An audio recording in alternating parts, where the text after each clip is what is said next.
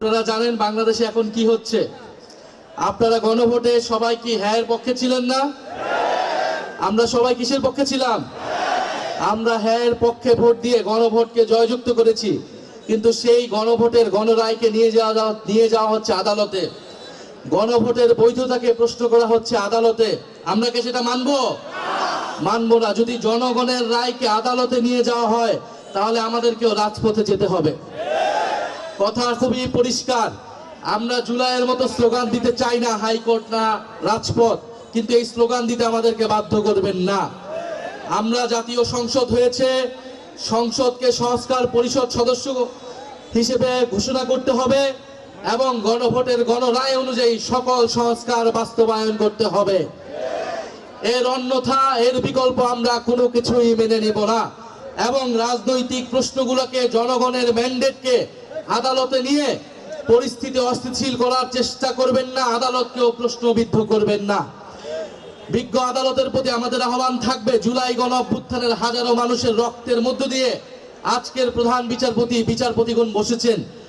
ফলে এই গণ অভ্যুত্থানে কিন্তু এখনকার আদালত, এখনকার এই নির্বাচন এবং সরকার সবকিছুর বৈধতা যদি সংবিধানের দোহাই দেওয়া হয়, সংবিধান হিসেবে ইন্টারিম গভর্নমেন্টও হয় নাই, নির্বাচনও হয় নাই, তারেক রহমানের সরকারও তৈরি হয় নাই।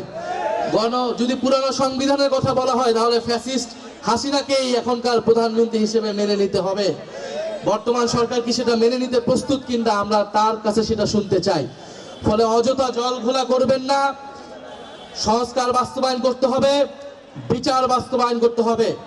ভারতের কাছে অবিলম্বে শেখ হাসিনাকে বাংলাদেশে ফেরত পাঠানোর জন্য দাবি জানাতে হবে। শেখ হাসিনাকে ফেরত না পাঠালে ভারতের সাথে সম্পর্ক ঠিক হবে না। বাংলাদেশের সাথে সম্পর্ক স্থাপন করতে হলে অবশ্যই জুলাই গণহত্যার বিচার, শেখ হাসিনাকে ফেরত পাঠাতে হবে, শরীফ ওসমান হাদির খুনিদেরকে বাংলাদেশে ফেরত পাঠাতে হবে। তারপরে ভারতের সাথে সুসম্পর্কের বিষয়ে আমরা বিবেচনা করব ইনশাআল্লাহ। আজকে পুরো সমগ্র এনসিপি এই কুমিল্লা জেলায় এসেছে। এনসিপির সব গুরুত্বপূর্ণ নেতাই আজকে কুমিল্লা জেলায় এসেছেন। কুমিল্লা এবং বৃহত্তর কুমিল্লা থেকেই কিন্তু এনসিপির যে কার্যক্রম, এনসিপির গুরুত্বপূর্ণ নেতা তৈরি হয়েছে, এটা আমাদের জন্য অনেক সম্ভাবনার। আপনারা জানেন যে কুমিল্লায় মুজিববাদের জম হাসনাত আব্দুল্লাহ রয়েছেন, যিনি নির্বাচিত হয়েছেন কুমিল্লা জেলার মানুষের ভোটে। এই কুমিল্লায় রয়েছেন গণ অভ্যুত্থানের ভ্যানগার্ড আসিফ মাহমুদ, সজীব ভুইয়া এবং এই বৃহত্তর কুমিল্লার সন্তান চাঁদাবাজদের জম জনাব নাসিরউদ্দিন পাটোয়ারি আবির্ভূত হয়েছে এই ইলেকশনে। আপনাদের সন্তান চাঁদাবাজ সন্ত্রাসের বিরুদ্ধে ঢাকায় নেতৃত্ব দিচ্ছে। কুমিল্লাবাসীকেও চাঁদাবাজ সন্ত্রাসের বিরুদ্ধে এই কুমিল্লা থেকে প্রতিরোধ তৈরি করতে হবে ইনশাআল্লাহ। কুমিল্লাবাসী কি সেটার জন্য প্রস্তুত আছে? আমরা শেষ করব, আমরা ইফতারে যাব। ইফতারের আগে আমরা 1 মিনিট স্লোগান দিব। আপনারা সবাই প্রস্তুত আছেন? কুমিল্লাবাসী প্রস্তুত? ইনকিলাব ইনকিলাব, এনসিপি এনসিপি, ক্ষমতা না জনতা,